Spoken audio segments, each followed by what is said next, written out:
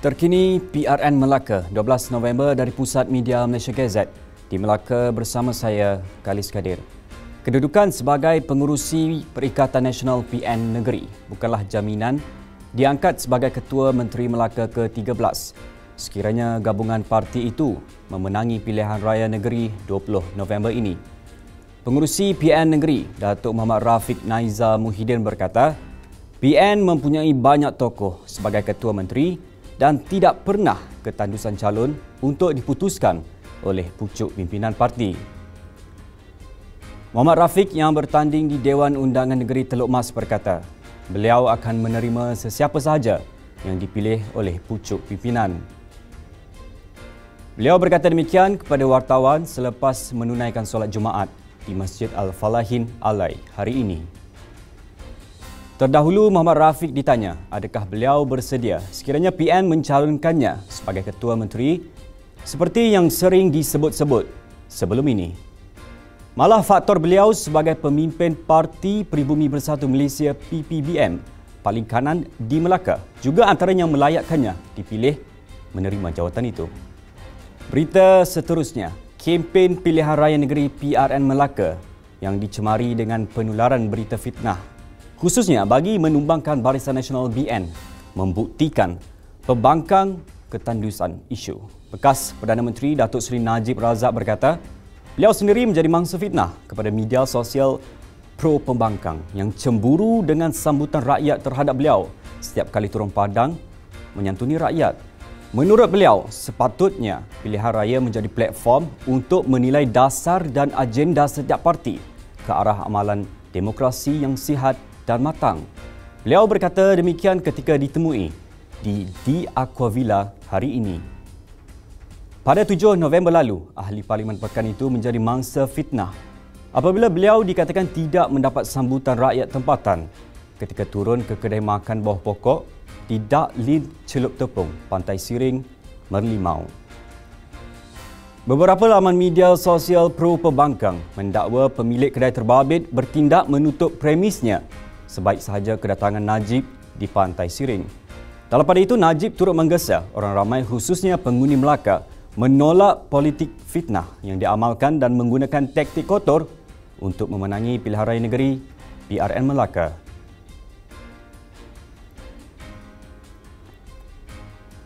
Baik, kita ke berita berikutnya. DAP kesal berikutan dakwaan terdapat anggota polis bertindak mengikut tafsiran sendiri ketika melakukan pemantauan perjalanan pilihan raya negeri PRN Melaka.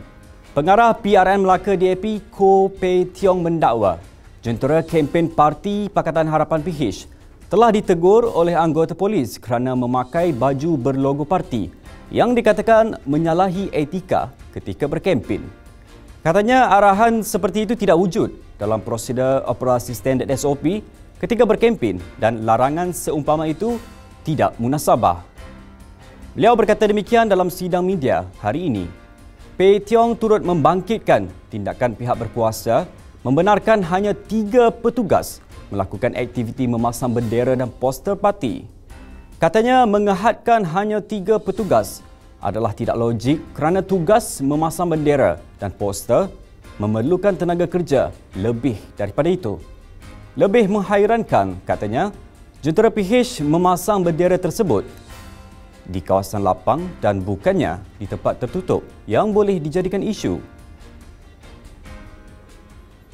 Lagi tentang PRN Melaka, Tenaga Nasional Berhad TNB telah membuat persiapan rapi bagi memastikan bekalan elektrik di pusat pengundian dan penjumlahan undi tidak terganggu pada hari mengundi pilihan raya negeri PRN Melaka 20 November ini.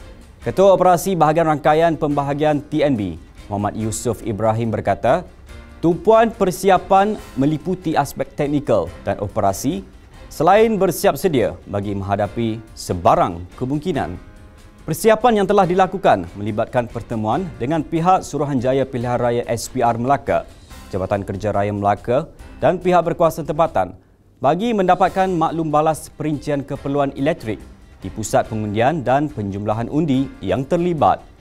Menurut Muhammad Yusuf, persiapan bermula seawal bulan lepas sehingga upacara angkat sumpah Ketua Menteri baru selesai kerana TNB berusaha memastikan gangguan yang minimum atau tidak berlaku sebarang gangguan sepanjang tempoh pilihan raya. Selain itu, bilik gerakan negeri dan bilik gerakan operasi juga diwujudkan dan warga kerja teknikal diletakkan dalam keadaan bersiap sedia sepanjang hari pengundian. Katanya TNB turut melaksanakan pelbagai inisiatif lain, antaranya membuat penjadualan henti tugas terancang, pembaikan segera pemasangan kabel bawah tanah dan menaik taraf pencawang sedia ada kepada fasiliti yang dikawal secara automasi melalui sistem kawalan penyelaan dan pemerolehan data berkomputer SCADA. Sementara itu, Muhammad Yusof berkata, parti politik dinasihatkan agar tidak menampal atau menggantung sebarang bentuk bahan kempen seperti poster, bendera dan sepanduk pada menara penghantaran, tiang elektrik, peti pembekal, pencawang, tiang elektrik konkrit dan talian atas milik TNB. Ini kerana perbuatan tersebut boleh mengancam keselamatan awam dan menjejaskan bekalan elektrik.